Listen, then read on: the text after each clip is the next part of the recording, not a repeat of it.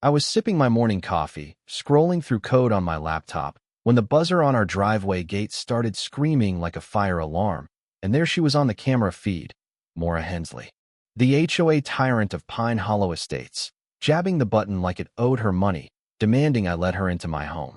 She stood there, clipboard clutched, that smug grin plastered across her face, thinking she'd finally bully her way onto my property, but she had no idea my wife, Rachel, was the 911 dispatcher who'd pick up her call, and that one mistake would land her in handcuffs before the day was done.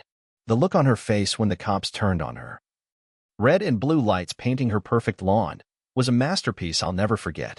My name's Nate Harper, 41. A software engineer who traded city chaos for a quiet life with Rachel and our rescue dog, Finn, in a cozy house just outside the HOA boundaries in Boise, Idaho. We'd moved here 2 years ago, chasing a slower pace, a place to plant a garden, maybe grill some steaks without a neighbor measuring my grass blades.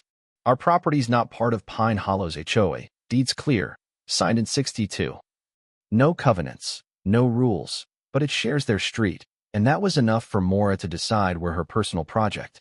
She's the kind of HOA president who thinks her title's a crown, who patrols the cul-de-sacs in her golf cart like a sheriff, handing out fines for unapproved mailboxes or a shrub an inch too tall. I'm the guy who'd rather debug code than argue.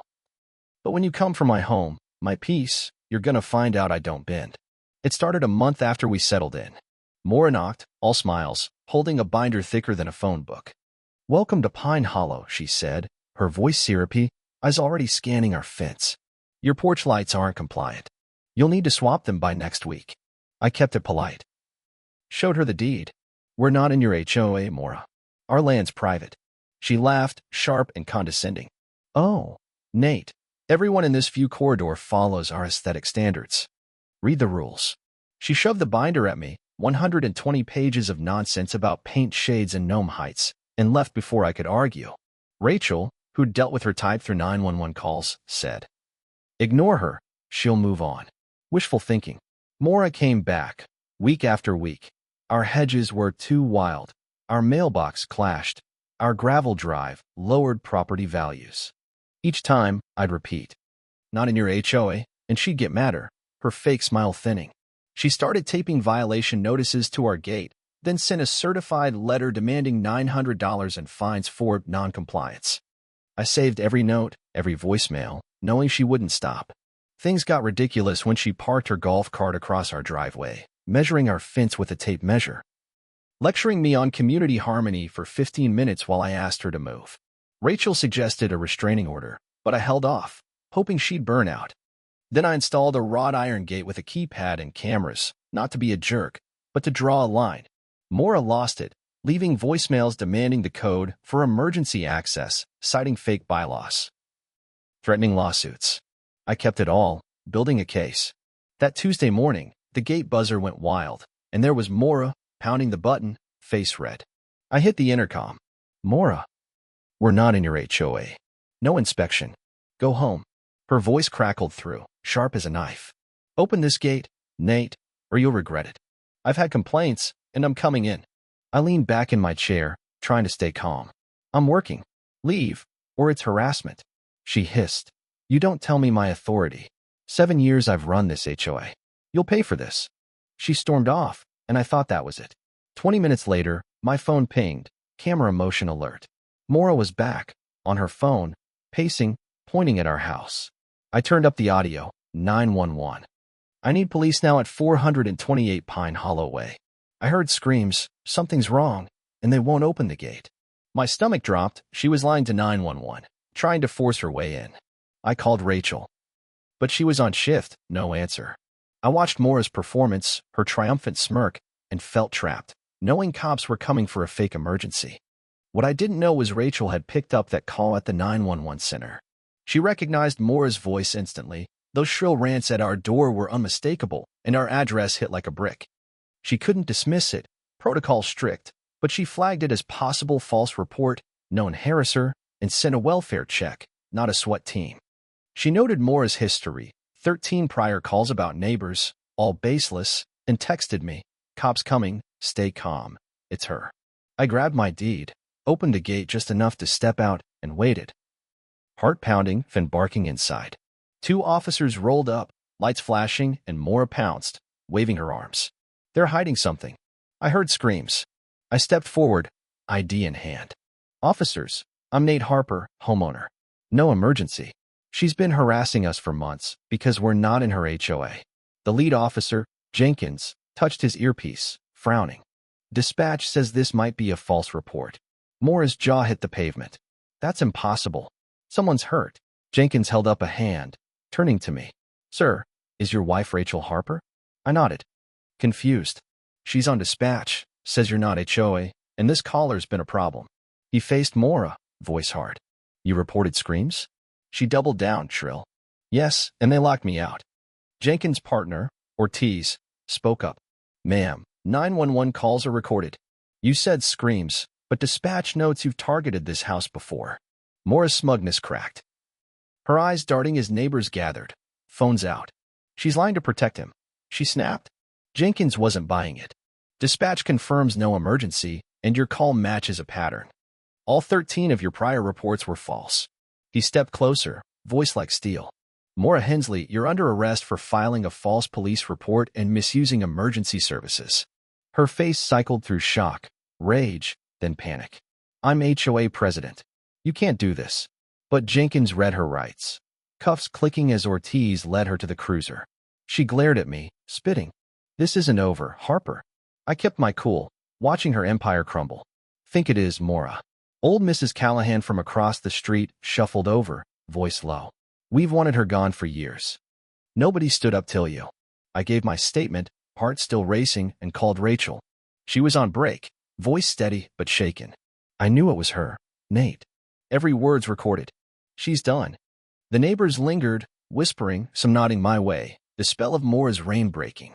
I felt it then, not just relief, but a shift, like we'd cracked open a door to something better. But Mora's parting threat stuck with me, and I knew she wouldn't go quietly. The next week was tense, like waiting for a storm. Mora was out on bail, and her golf cart patrol stopped.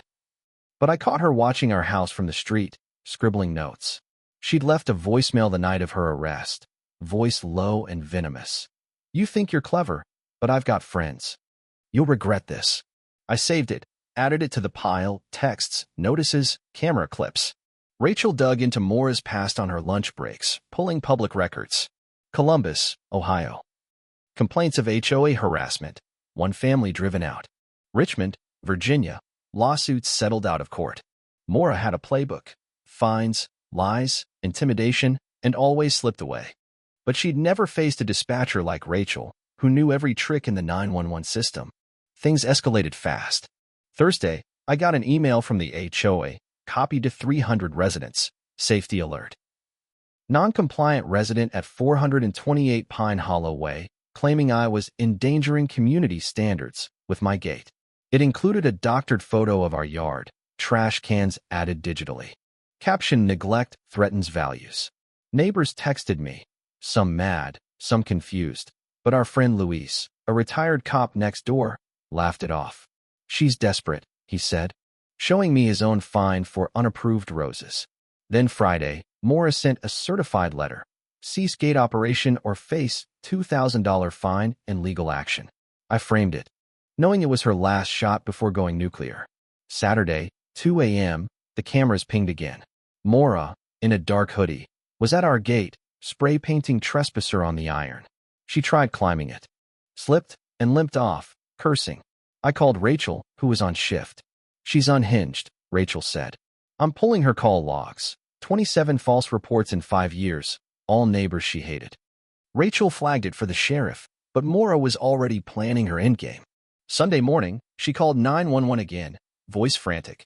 For 28 Pine Hollow, I saw a fight. Someone's hurt. They're barricaded. Rachel took the call, heart pounding, and marked it repeat false caller, high risk. She sent Jenkins, warning him, and texted me. Stay inside. She's trying again. I watched from the window as Jenkins pulled up, Mora waving her arms, fake tears on cue. They're dangerous. I heard yelling. Jenkins didn't bite, checking his tablet. Second false call in a week, Miss Hensley. Dispatch says you're targeting this house. Mora's act collapsed. You're all against me. Jenkins cuffed her again. This time for repeat false reporting and vandalism. The paint can was still in her cart.